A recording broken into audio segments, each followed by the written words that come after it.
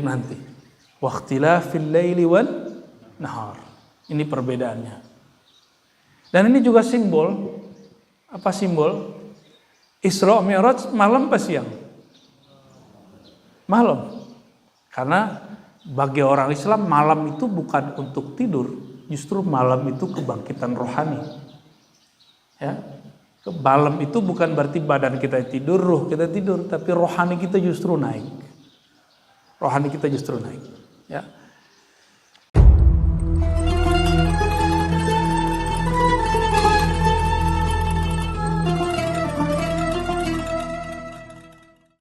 Inna fi khalqis samawati wal ard, ya, ayat kedua surah Ali Imran itu 2 ayat. Sesungguhnya pada penciptaan langit dan bumi dan perubahan malam dan siang. Nah, ini unik. Penciptaan langit dan bumi dan perbedaan siang dan malam. Waqtilaf. Malam di Australia di sini beda nggak? Ya, Pak Dokter lama di Kanada itu beda malamnya di sini panjangnya. Musim dingin, musim panas beda loh Pak. Indonesia negara paling santai karena siang malamnya rata-rata hampir sama. Benar nggak? Pernah puasa 18 jam Pak? Saya dulu nggak tahu pas kita dakwah di KBRI di Eropa sana, saya kira puasanya sama kayak di sini. Ternyata di sana puasanya 18 jam. Ya kering juga tuh, lemes hari pertama. Tapi kalau hari pertama beres, hari kedua sampai selesai itu aman. Ya. Di situ saya sadar kemudian, oh ini loh makna ayatnya, waqtilafil laili wan nahar. Perbedaan siang dan malam. Dulu kita kalau baca ayat ini, yang kita pahamkan cuma setelah siang, malam, setelah malam, siang. Ternyata bukan itu. Yang menciptakan perbedaan masa siang, masa malam. Dan yang kedua, di Quran selalu, dan jarang sekali ya, selalu kalimatnya malam dulu. Karena orang Arab dari dulu, dan ini diambil dari Quran, didahulukan malam baru siang. Jadi orang-orang tua dulu saya masih ingat, misalnya ini tanggal berapa nih? 3 secara Masehi. Tapi kalau ngikutin Hijriah, ini 22 ya. 22, dihitungnya dari maghrib tadi. Dihitungnya dari maghrib tadi sampai maghrib ntar sore. Gitu. Maka maghrib nanti sudah dihitung 23. Gitu. Nanti waqtilafil laili wan nahar. Ini perbedaannya. Dan ini juga simbol. Apa simbol? Isra Mi'raj malam apa siang? Malam. Karena bagi orang Islam malam itu bukan untuk tidur, justru malam itu kebangkitan rohani. Ya. Malam itu bukan berarti badan kita tidur, ruh kita tidur, tapi rohani kita justru naik. Rohani kita justru naik. Ya. La ayatin li ulil albab. Ayat bahasa Arab itu dari ayah. Itu bisa berarti tanda. Kalau saya bertanya, ayyu fulanin shalla, manakah seseorang yang tadi, yang mana? Jadi ayatin itu isyarat. Bisa diartikan isyarat. Ayat itu diartikan isyarat, petunjuk. Petunjuk bagi ulil albab. Uli itu berarti mempunyai, mendapat anugerah. Jadi kenapa kita kalau pertama kali ketemu orang, kita menghindar seperti reptil? Karena pakai otak di sini. Nah, kalau kita sanggup menyapa orang duluan, senyum duluan, berarti kita sudah tembus ke otak bagian kanan atau kiri. Ya. Kalau orang kiri misalnya, nggak tahu itu untuk urusan bisnis kemana tuh, kiri apa kanan? Kanan ya, MLM tuh, politisi tuh, ya duduk-duduk, dikirain mau kenalan beneran, ternyata minta mohon doa restu. Ya nggak apa-apa sih, kasih kartu kan, ya, mohon restu bang, kirain kenalan beneran, ya ternyata ada maunya. Kalau MLM juga gitu kan, tapi nggak apa-apa, berarti dia masih pakai otak yang berkaitan dengan materi. Ternyata di bagian otak kita juga ada otak yang terdalam yang dia berkaitan langsung dengan kolbu. Nah, nama itu nanti yang ngasih pakarnya. Nah, cuma Al-Quran menunjukkan bahwa otak itu ada yang paling inti disebut lub. Jamak dari inti itu albab, maka inti itu ada banyak. Jadi otak kita bisa menyimpan banyak memori. Tapi coba perhatikan, otak itu hanya mampu menyimpan memori tentang alam, langit, bumi, perbedaan siang dan malam. Otak tidak bertugas untuk mengurusi mengenal Allah secara langsung. Maka jangan pernah pikirkan Allah dengan otak. Otak itu kalau mau mengenal Allah mesti pakai perantara, perantaranya alam. Ya, jadi kenapa ada orang belajar, katanya belajar makrifat, terus miring. Karena dia pakai otak dia yang seharusnya dipakai untuk membaca alam, dia pakai untuk membaca Tuhan.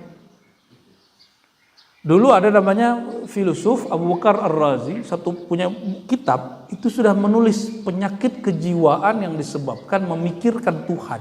Itu disebut, udah muncul namanya. Cuma saya lupa karena saya bacanya tahun 2004. Sekarang sudah 2023.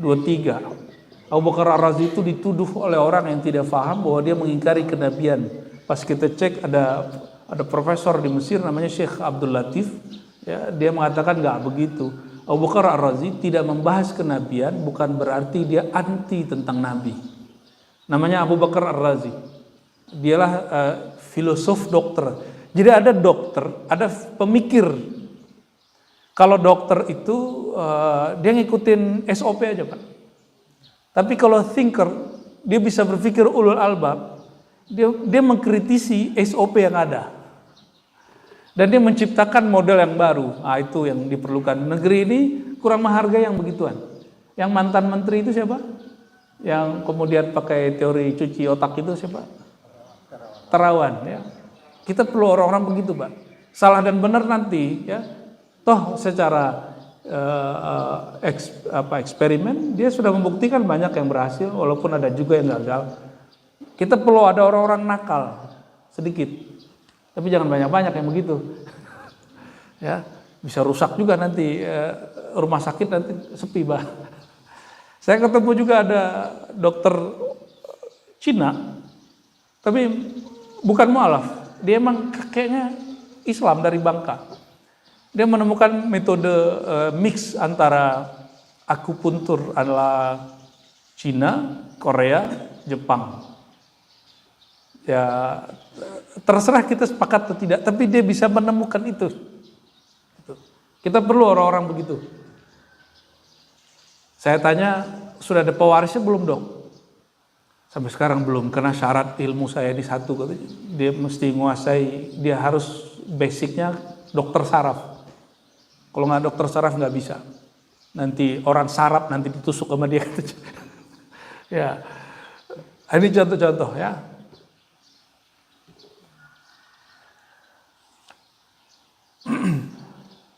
Jadi semoga kita mulai mengkritisi apa yang kita kerjakan. Kok saya bekerja begini mulai dari kemarin ya gitu. Nah, itu baru ulul albab namanya. Baru ulul albabnya. Saya juga sama, Pak. Cara baca kitab yang model lama itu saya kritisi. Ini kalau begini nggak hatam-hatam nih ngaji kitab. Jadi di pesantren-pesantren ternyata ada kitab teks, ada kitab penjelas teks. Kebanyakan terjebak membaca uraian penjelasnya, sedangkan kitab intinya teksnya tidak dibaca. Nah, sekarang ini tabiat orang Islam, sibuk di penafsiran, tapi melupakan ayat yang ditafsirkan. Berantemlah Salafi Wahabi dengan Aswaja NU, ya kan? Coba karena urusan apakah Allah duduk di aras atau tidak, ya. Dan itu tengkarnya luar biasa. Itu pertengkaran itu yang membuat orang mundur, yang nggak maju-maju dalam mentafsir ayat. Masih aja debat masalah yasinan bid'ah atau tidak, padahal sudah dijawab oleh para syekh dari zaman dulu. Terserah kita mau mengambil atau tidak, itu urusan kita. Ya, masih aja debat masalah apakah Fatihah nyampe apa enggak. Itu kan perdebatan jadul semua. Masih aja debat masalah kalau ada orang meninggal terus sholawatan yasinan 7 hari, 10 hari. Masih debat begitu. 40 hari, 100 hari, 1000 hari. Sudah ada orang yang menjawab dalilnya. Cuma kan kita nggak mau baca.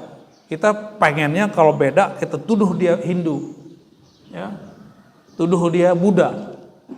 Pengennya begitu. Padahal sudah ada jawabannya. Kita kalau nggak sepakat dengan yasinan orang atau tadi imam kunut subuh, kita kemudian ingin nyerang, itu bid'ah. Masih begitu cara berpikirnya. Ya. Makanya nggak maju-maju hukum Islam itu. Ketika muncul tawaran yang bagus, ada kompilasi hukum Islam, tapi didominasi kelompok feminis. Kelompok feminis ini bikin hukum yang menguntungkan kelompok perempuan tertentu, tapi bukan perempuan yang lain. Apalagi laki-laki kayak kita ini, Pak. Ya. Kita dirugikan jadinya. Ini contohnya. Jadi mereka merumuskan hukum pun dengan nafsu, bukan karena dia sebagai hamba Allah. Ya. Pernah dengar Ibnul Haytham yang menemukan lensa yang sekarang bisa jadi kamera? Ibnul Haytham itu dia ternyata juga seorang insinyur. Dulu orang itu multi talent. Ketika dia diminta oleh kerajaan Mesir untuk mengurusi irigasi, mengantisipasi banjir di Mesir, apa yang terjadi? Gagal, Pak. Mau ditangkap sama askar, dia pura-pura gila. Pura-pura gila, kebayang nggak orang-orang pura-pura gila? Orang Mesir kan mukanya hampir sama aja tuh ya, udah jenggotan, copot serbannya, dia kayak orang gila, nggak jadi ditangkap. Karena secara produk hukum, dia ngerti hukum. Hukum tidak berlaku kepada orang gila. Sampai meninggal si raja, dia pura-pura sehat lagi, aku udah sehat lagi gitu. Ya. Sempat di penjara, waktu di penjara, dia melihat cahaya kok memantul, dan itu kebalik.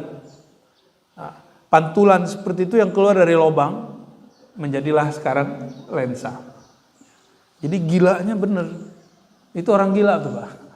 Orang gilanya kita, Ibnul Haytham, inilah yang sekarang semua orang di dunia dia berhutang kepada Ibnul Haytham, ya.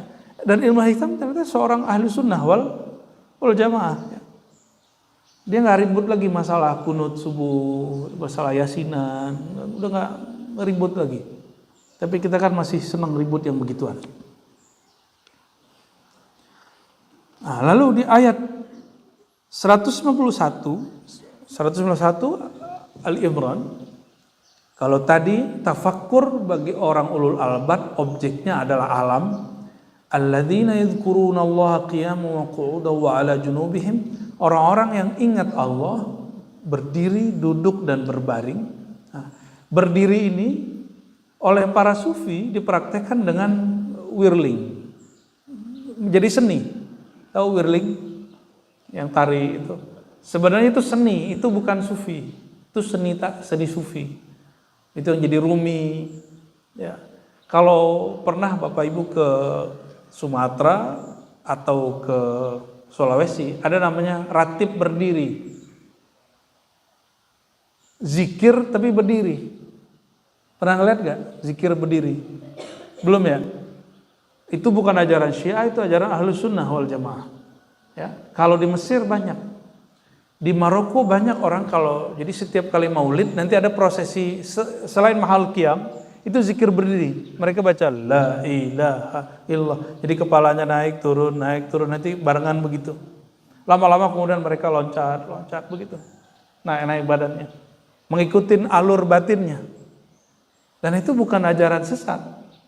Difatwakan oleh ulama-ulama Al-Azhar, pemimpin Darul Ifta, ya, masyaikh mereka. Inilah ayatnya. Orang yang berzikir berdiri, duduk dan berbaring. Ini pertanyaan, kalau lagi berbaring tidur, lidah masih bisa zikir nggak? Hah? Lagi tidur, Bu. Kalau tidur pikirannya, akalnya hilang nggak? Gimana? Orang lagi tidur, dia akalnya sadar nggak? Terus yang berzikir siapa? Siapa yang berzikir? Ruh. Kenceng amat, cepet amat langsung. Ujungnya ruh, tapi sebenarnya dimulai dari kolbu. Dimulai dari kolbu. Maka zikir sebelum tidur beda dengan zikir saat tidur. Ayatnya berbicara tentang wa'ala junubihim, dalam keadaan berbaring atau tidur mereka masih ingat Allah. Ini yang disebut zikir alam bawah sadar. Jadi qiyam, qu'ud, berdiri, duduk itu zikir lagi sadar. Zikir dalam keadaan sadar, kalau terus diresapi, dia akan masuk ke alam memori bawah sadar kita. Inilah yang membuat orang-orang dalam tidurnya, kalau sebelum tidur dia rindu Rasulullah SAW, dalam tidurnya dia bermimpi ketemu Rasulullah SAW. Ya. Jangan seperti kisah santri yang datang ke kiainya dan mengatakan, wahai Tuan Syekh, aku ingin ketemu Rasulullah, rindu Rasulullah SAW. Lalu kata sang kiai, oke, berarti malam ini kamu amalkan sholawat, tapi satu syarat, tidak boleh makan. Maka dia nggak makan malam itu, mulai dari sore sampai besoknya dia nggak makan, dia zikir sholawat, tertidur dalam sholawat. Biasanya orang kalau tertidur dalam sholawat, mimpinya ketemu Rasulullah SAW. Karena orangnya sholawat pasti dijawab baginda 10 kali.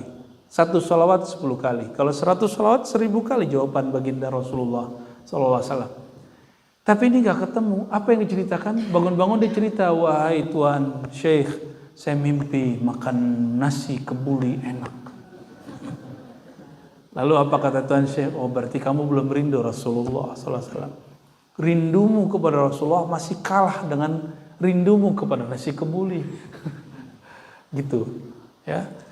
Jadi kita kenapa enggak dikasih anugerah bertemu di alam bawah sadar baginda Rasulullah SAW, pada beliau, rohani beliau itu masih hidup. Jangankan beliau para syuhada yang wafat dikatakan masih hidup di sisi Allah, apalagi para nabi yang diikuti para syuhada.